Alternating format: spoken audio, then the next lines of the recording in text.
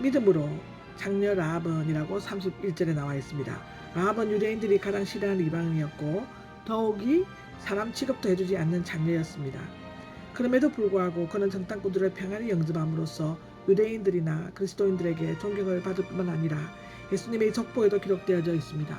특별히 그녀가 믿음의 인물로 높이 평가되고 있는 것은 정탐꾼들은 숨겨준 것이 발각될 경우 죽음을 면치 못하게 된다는 것도 알면서도 목숨을 걸고 믿음으로 그들을 숨겨줌으로써 이스라엘이 여리고를 정복하는 데 크게 이바지했기 때문입니다. 야고보의 행위를 동반하는 좋은 신앙을 예로 아브라함과 라합이 들고 있습니다.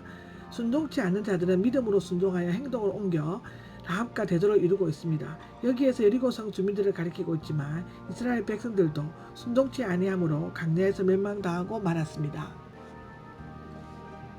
그 밖에 믿음으로 산 사람들에 대해 소개하고 있습니다.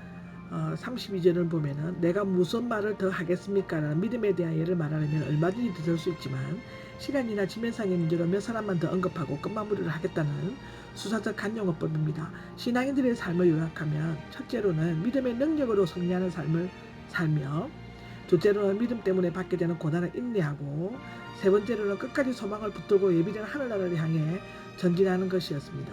기드온은 이스라엘의 5번째 사사로 미디안 군대를 무찔렀고요. 바락은 4번째 사사로 가나안 족속의 압제로부터 이스라엘을 구원하였습니다.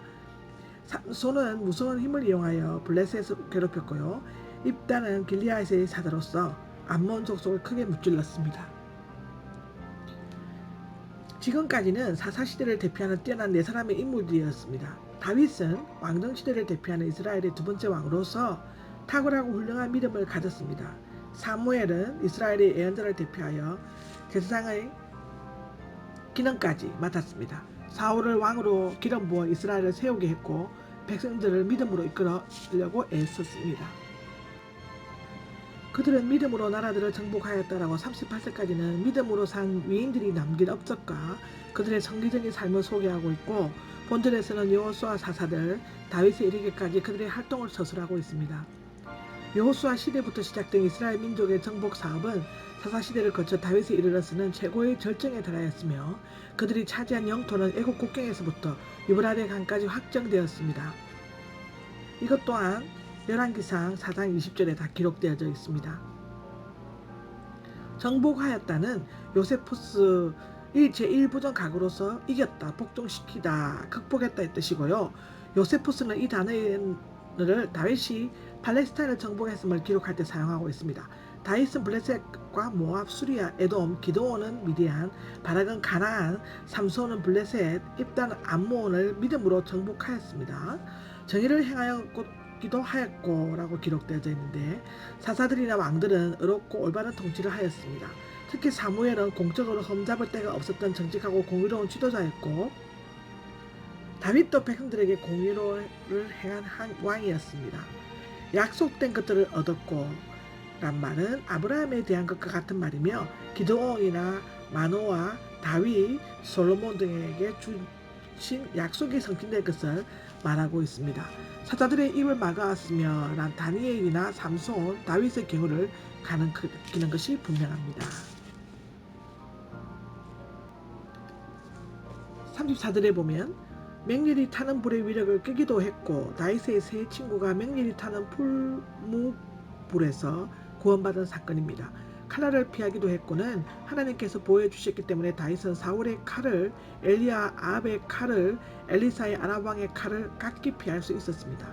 연약한 가운데서 강해졌으며 삼손은 2눈이 뽑히고 힘이 없었지만 다시금 강한 힘을 얻었고 히스야는 죽을병에 걸렸지만 다시 건강을 회복하였고 드보라는 연약한 여자였지만 이스라엘을 가나안 왕 야빈의 침략으로부터 구해내었습니다. 전쟁에서 무찌르기도 했습니다라는 것은 여호수아나 사사들 특히 기드온, 다윗 등을 가리키고 있습니다. 여자들은 다시 맞아들이기도 했습니다라는 것은 엘리야를 통해 아들을 대살림을 받은 사렙다 가부, 엘리사를 통해 아들을 대살림을 받은 수넴 여인 등을 들 수 있고 신약에서는 나인성 가부 즉 죽은 오라비 나사로를 대살림을 받은 마드다와 마리아, 도르가 등을 볼 수 있습니다. 또 어떤 사람들은 거절하였습니다. 고문을 받다라고 기록되어져 있는데요. 이것을 다시 설명하면 북곤봉 고무대에서 비롯되었으며 고무대 위에 사람을 올려놓고 때려서 죽이는 형벌로서 마카비 시대의 신앙이었던 엘리아살과 그 어머니와 7 아들이 그런 고문으로 순교를 하였습니다. 그들은 부활에 대한 소망이 있었기에 이 세상에서 구차하게 생명을 연장하는 것보다 하나님과 그의 의를 위해 기꺼이 자신들의 생명을 바칠 수 있었습니다. 아멘. 36절에 보면 또 어떤 사람들은 같이 기도했습니다 라고 되어 있는데요. 예언자 중에서 에레미야는 착고에 채워지고 조롱을 받고 투옥되고 구덩이에 던지어지고 진흙 속에 빠짐을 당했습니다. 그 밖에 마카비 시대의 많은 순교자들과 바알 외의 전도자들도 똑같은 고난을 당했습니다. 이 기록은 고린도 후서에도 나오고 레위기에도 나오고 모든 그 기록이 성경책에 있습니다. 돌에 맞아 학대를 받았습니다는 돌에 맞아 죽거나 모세의 율법에 의하면 간음죄를 범하거나 우상을 숭배하는 자는 돌로 치도록 규정되어 있었습니다. 레위기 20장에 나옵니다. 그런데 오히려 의인인 스가랴, 나보 또한 전승에 의해 에레미야도 애굽의 다프네에서 돌로 맞아 죽었다고 합니다. 신약에서는 스데반도 돌에 맞아 순교하였다고 사도행전 7장 58절에 나오죠. 톱으로 잘리거나 전승에 의하며 예언자 이사야가 므낫세 왕 때 톱으로 잘린 것으로 위경 이사야의 성전에 기록되어져 있습니다. 이사야는 므낫세의 폭정을 피해 예루살렘으로 빠져나가다가 유다 산지에 있을 때 붙들려 므낫세과 그리 예언자들의 조롱 속에서 나무 톱으로 도적하게 되었다고 기록되어져 있습니다. 시험을 당하거나 앞에 톱으로 갈라지거나와 원문의 거의 같으므로 두 말이 겹치는 것을 보고 생략하는 경우도 있습니다. 칼에 찔려 죽기도 했습니다라는 것은 칼날을 피한 사람도 있었지만 믿음 때문에 칼에 죽임을 당한 사람도 있었습니다. 엘리야는 피했지만 그 당시 많은 예언자들은 칼로 죽임을 받았습니다. 에레미야는 여호와김에게 쫓길 때 피했지만 예언자 우리야는 애국까지 도망갔으나 이알라단에게 붙들려와 여호와김 왕에게 칼로 죽임을 당했습니다. 사도행전 26장에 기록되어져 있습니다. 그들은 양가죽이나 학대를 받았습니다라고 기록되어져 있는데 엘리야나 세례자 요한은 짐승의 털이나 가죽으로 만든 옷을 입었으며 그 밖 어느 시대에나 믿음으로 살려고 한 사람들은 상상조차 할 수 없는 물질적 육신적인 궁핍과 고난과 학대를 받으면서 살아야만 했습니다. 그들에게는 지냈습니다. 그들에게 세상이 아무런 가치가 없는 곳이었습니다. 요거 38절에 기록되어져 있는데요. 세상의 관점에서 보면 이러한 사람들은 이 세상에서 살 가치가 없는 댓글 같은 존재입니다. 고린도전서 4장 13절에 나오죠. 그 때문에 그들은 저들을 세상에서 추방하였습니다. 그러나 실제로 이 세상의 모든 재물이나 부귀영화, 명예 건설을 믿음으로 가진 그들에게 아무런 가치가 없으며 그들에게는 합당치 않는 것이었습니다. 그들에게는 오직 하나님만이 유일한 소망이었습니다. 그래서 그들은 강야와 본절은 시편 106편 4절을 인용한 것으로 박해가 있을 때 광야와 산과 동굴의 땅굴을 찾아 피신하였다는 기록이 있습니다. 열왕기상 18장에 나오고 19장에도 나옵니다. 문장 전체를 끝맺는 결론 부분으로 믿음의 간사가 있는 것은 39절 40절에 나옵니다.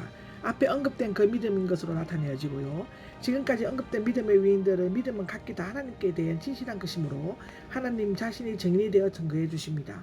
그러나 그들은 약속을 받지는 못하였다. 앞에 33절에 있는 약속들은 복수로 되어 있으므로 하나님께서는 각 개인에게서 하신 특정한 약속으로서 그들을 생전에 그 약속들을 성취되었음을 나타내 보여주고 있습니다.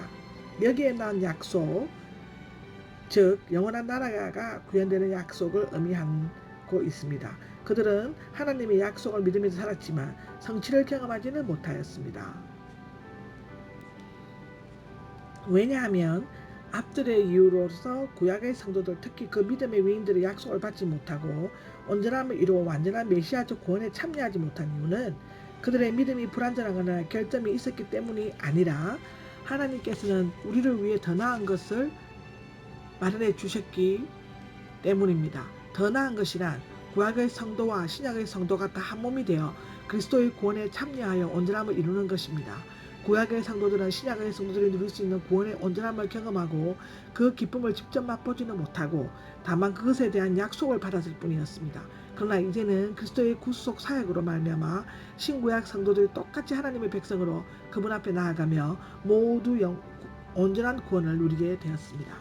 아멘.